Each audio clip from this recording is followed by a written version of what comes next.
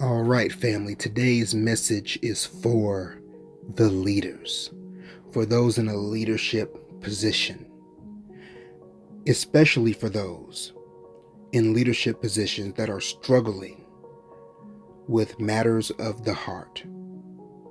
So let's get into it. Family, we're going to start in 1 Samuel chapter 13, and we're going to read verses 13 and 14. That's 1 Samuel chapter 13, and we're going to read verses 13 and 14. It says, "And Samuel said to Saul, Thou hast done foolishly. Thou hast not kept the commandment of the Lord thy God, which he commanded thee. For now would the Lord have established thy kingdom upon Israel forever. But now thy kingdom shall not continue. The Lord hath sought him a man after his own heart, and the Lord hath commanded him to be captain over his people, because thou hast not kept that which the Lord commanded thee."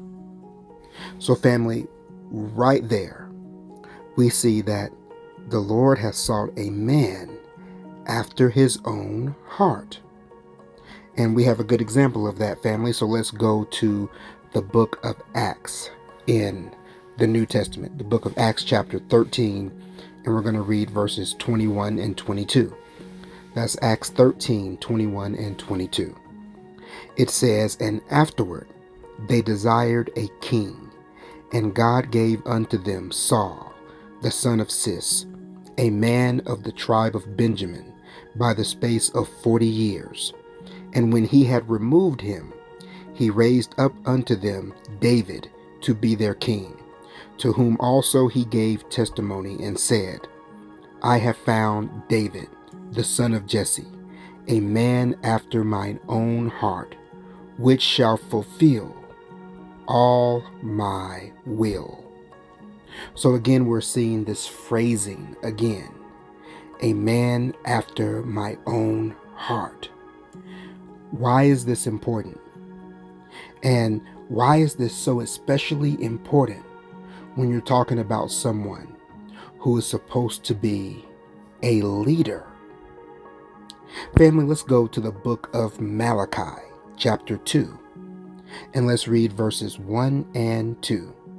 That's Malachi chapter 2, verses 1 and 2.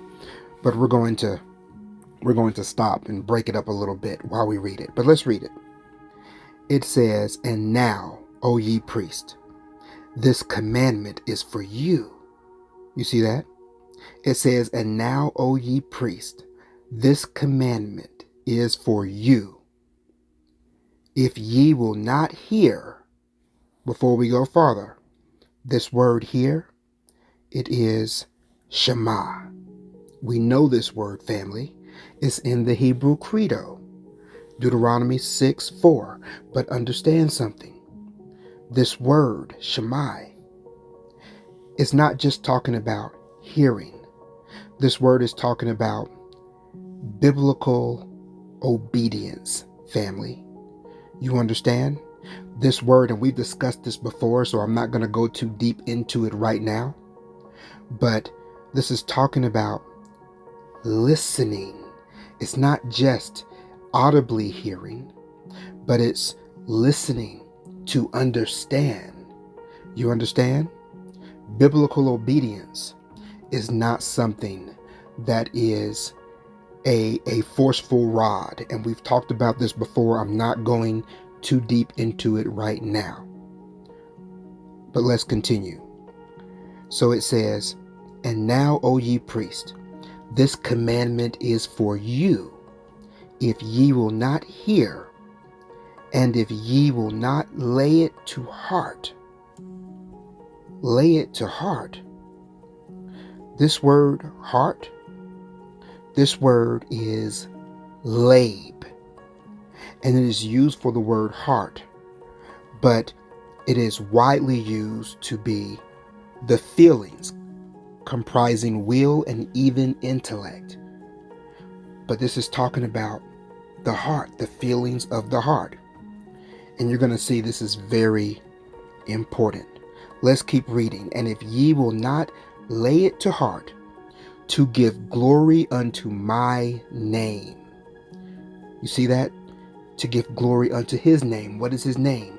His name is his character. Who he is very important in this understanding. So laying it to heart, understanding it with your heart, with your feelings, in conjunction, so that he gets the glory because of his name, because of his character. We know that the Father is loving kindness. Not going to go too deep into that right now. We have lessons on that. But understand, he is loving kindness, right? And remember, that name, Anoki said, that Kised, when you break that down in the Hebrew, that is a picture that shows in the middle that Semek is a picture of the thorn. Remember, the thorn, the righteous definition for thorn is it feels to love in spite of sin. So when you get pricked by a thorn, ouch, it doesn't kill you. It hurts you just a little bit, enough for you to know, wait a minute, don't go that way. It's called gentle reproval. It is love. So understand that it's not a coincidence that the Father, who is loving kindness, is telling you because you do not lay it to heart. You understand? So that he can get the glory. But let's finish. It says, to give glory unto my name, saith the Lord of hosts, I will even send a curse. Well, family, this word right here, where he says curse, in the Hebrew, that word is miora, family. That word is miora. And when we look at this word miora, we realize that we have seen it before. Where have we seen this word before? Let's go into the back of the book of remembrance of Enoch, the Essene book of Haggai. And let's read about the condition that is rainbows against the light. It says, miora. The truth of this condition is that you can live in a culture of happiness with Anoki said. The feeling of this condition is that rainbows are, with rare exception, away from the light. They appear before you when your back is toward the sunlight. When they are seen against the light, you are facing both the rainbow and the light. For this to occur, the light must be reflected through the rain or ice crystals and be reflected back towards you. This reflective action feels and is pointing to the end of time and back again. Or that is to say, there is a new day coming that will bring triumph and a culture of happiness. This dynamic feels the relationship between two living forces working together. The people of his right hand, Yod, the righteous, those with the Father's mark, and the holy nation, or New Jerusalem, Ma'in, the place where Anoki said dwells with his children and animals. Notably, both Yod and Ma'in are living souls and can act upon the truth to the extent that through them, Anoki said can bring his people to a culture of happiness. This condition protects your culture, way of life, religion, and community from the fear of extinction.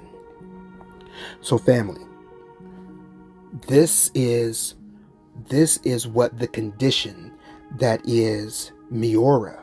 This is everything that it comprises, right? Family, this is important because what you have to understand is that the Father is only reproving with his loving kindness so that you can know what you need to do to exist in his culture of happiness. You understand? This is why this condition feels the relationship between those two living forces, the Yah, the people of his right hand, and Ma'in, or Zion, family. That's the name that most people would understand it by. You understand? The Father is telling you what you need to do in order to walk the way He needs you to walk so that you can bring forth a community that operates in righteousness. So with that said, family, let's keep reading in Malachi. So it says, to give glory unto my name, saith the Lord of hosts, I will even send a curse. Curse is a mistranslation because that's not the word that should have been translated right there. Because He's letting you know that I'm going to send you beautiful, righteous reproval to remind you who you are and whose you are. Let's keep going. That's that word miora. Then it says, and I will curse your blessings. Yea, I have cursed them already, because ye do not lay it to heart. So it comes right back around, family. Right back around to the heart. And remember, this word for heart is lab. Why is this so important? Well, let's take a look at it. Let's take a look in the book of remembrance of Enoch, the Essene book of Haggai.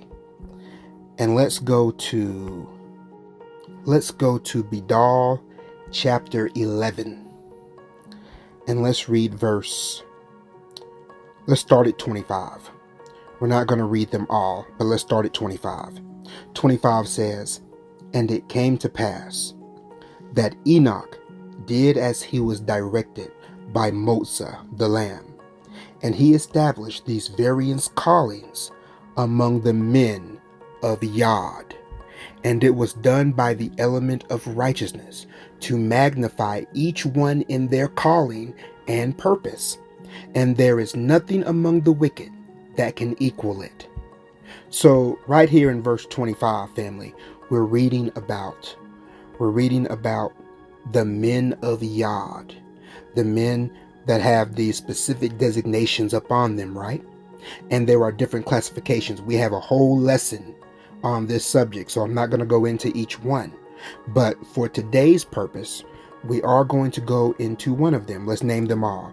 So the name of them all are Kaser, Sekel, Lab, Salakia, and Abara. Those are them. But of course, we're focusing today on Lab because that's what we've been talking about. So let's drop down to verse 29. But if you want understanding on all of those, just keep reading through this entire chapter. But let's look at verse 29.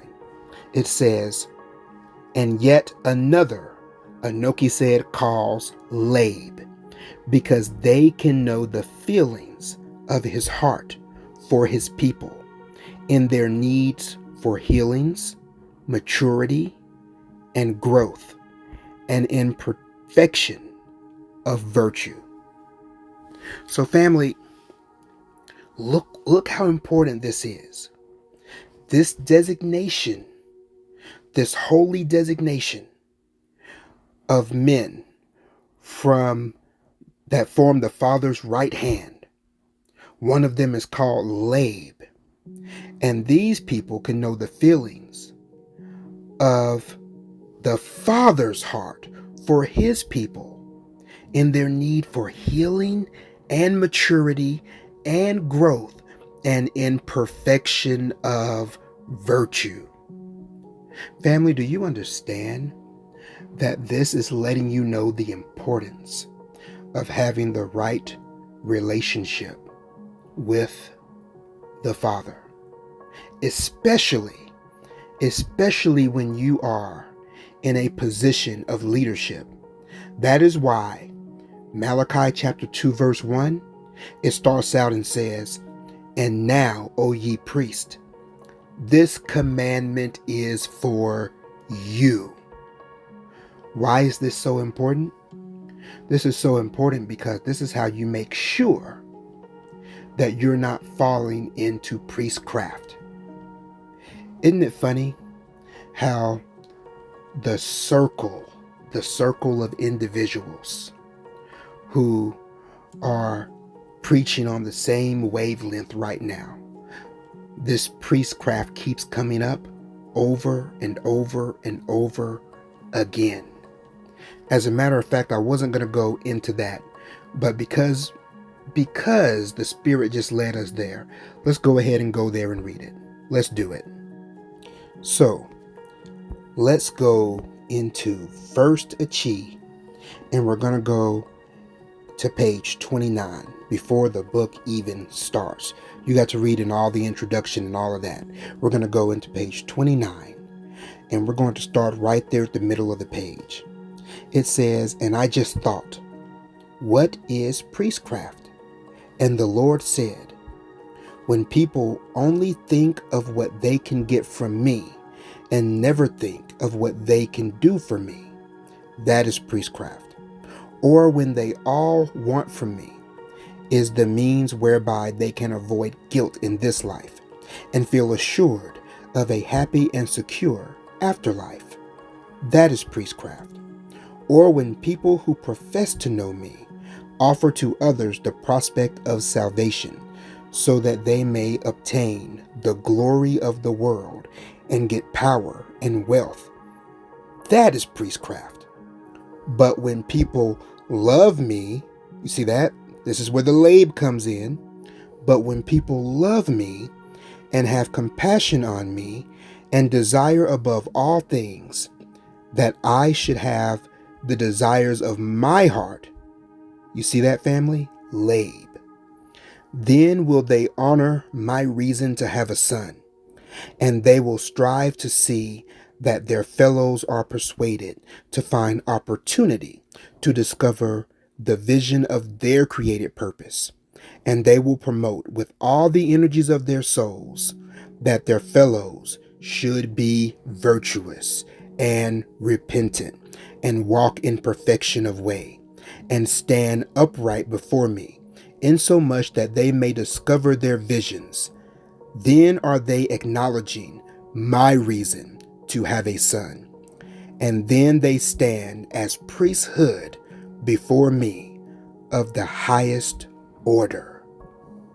So, family, do you now understand why it is so important, especially for those in a leadership position, to lay it to heart, to be able to feel with the Father so that we can understand and be available when the needs of the people arise, that we can make that connection so that the Father gets the glory because He is loving kindness. You see, it's not about the man, but it's about the people. Remember, the Messiah looked out on the multitudes and He had compassion. With that said, family, remember that I love each and every one of you. The Wada Kai. All praises to Anoki said, Bahashem Motsa, the Lamb. This is little son Sabal saying much love and much shalom.